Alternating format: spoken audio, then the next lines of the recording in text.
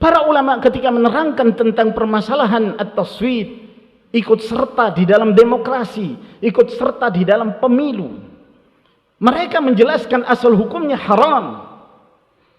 Asal hukumnya haram. Ikut serta dalam demokrasi, hukumnya haram. Namun kita mendengarkan akhir-akhir ini, ada yang mengaku mengajak kepada sunnah.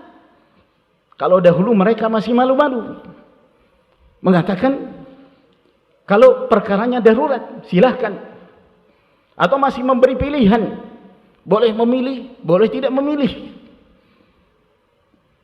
Namun sekarang ini kita mendengarkan sebagian mereka mengajak ahlus sunnah untuk ikut serta dalam pesta demokrasi, bahkan menganggap orang yang tidak ikut serta telah terjatuh dalam kesalahan, seakan-akan terjatuh ke dalam perbuatan kemaksiatan. Allahul musta'an. Bahkan sebagian berbangga apabila melihat di bahagian jarinya terlihat tinta. Dia membanggakan di hadapan kaum muslimin, di hadapan ahlus sunnah, dengan berbagai macam istihsanat, menganggap baik apa yang menjadi pandangan dia yang tidak dibangun di atas kitab Allah dan sunnah Nabi sallallahu alaihi wasallam. Kata Imam Syafi'i rahimahullah, man istahsana faqad syara'. Barang siapa yang menganggap baik ucapannya, merasa nikmat dengan pandangannya yang tidak dibangun di atas kitab Allah dan sunnah, maka sungguh dia telah membuat syariat. Sungguh dia telah membuat syariat. Saya khawatir jangan sampai di kemudian hari, dan telah mulai nampak gejala-gejalanya, ada sebagian mereka yang mengaku sebagai da'i kepada sunnah, menggunakan dalil-dalil tertentu untuk menguatkan salah satu paslon. Ada yang menggunakan dalil karena dia memilih paslon nomor 2, maka dia menggunakan hadis raka'atul fajri khairun minad dunya wa ma fiha. 2 rakaat salat fajar lebih baik dari dunia dan segala isinya. 2 rakaat. Itu kaitannya dengan syariat. Diarahkan kepada pemilihan. Wallahu musta'an. Sebagian lagi menggunakan ayat Allah Subhanahu wa taala yang menjelaskan tentang syariat poligami. 2, 3, 4. Kalau tidak mampu, 1 dibesarin satunya. Sebagian lagi mengajak untuk memilih salah satu paslon dan menyatakan bahwa ini berdasarkan Al-Quranul Karim. Di dalam ayat-ayat Allah, Allah Azza wa Jalla berfirman, wa ana lakum nasihun amin. Aku terhadap kalian sebagai penyampai nasihat amin. Lalu diarahkan kepada paslon tertentu, lalu menyatakan bahwa ini berdasarkan ayat Al-Quran. Ini mengolok-olok ayat Allah Subhanahu wa taala.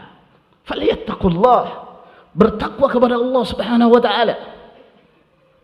Ini bukan permasalahan yang ringan, tanggung jawab di hadapan Allah Azza wa Jalla. Para ulama ketika mereka membolehkan itu dalam perkara-perkara tertentu yang kemaslahatannya jelas, mutahaqqiqah, bukan dalam setiap perkara, bukan dalam setiap pemilu. Jadi ma'asyiral ikhwah rahimakumullah, wajib bagi kita bertakwa kepada Allah Azza wa Jalla, menjadi seorang yang berpegang teguh kepada sunnah Nabi sallallahu alaihi wasallam, istiqamah di atasnya dalam kondisi apapun. Dalam kondisi apapun. Sahl bin Hunayf telah mengingatkan kaum muslimin, ittahimu ra'yakum, tuduh akal-akal kalian, tuduh logika kalian.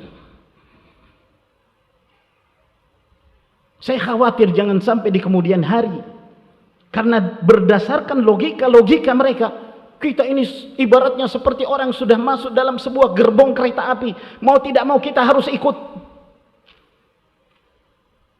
Kita ini ibaratnya seperti orang yang sudah berada dalam satu mobil. Mau tidak mau kita hanyut. Kalau sudah berada dalam satu kendaraan, berarti bisa jadi driver dong, bisa jadi supir nantinya. Nanti akhir-akhirnya nyalon.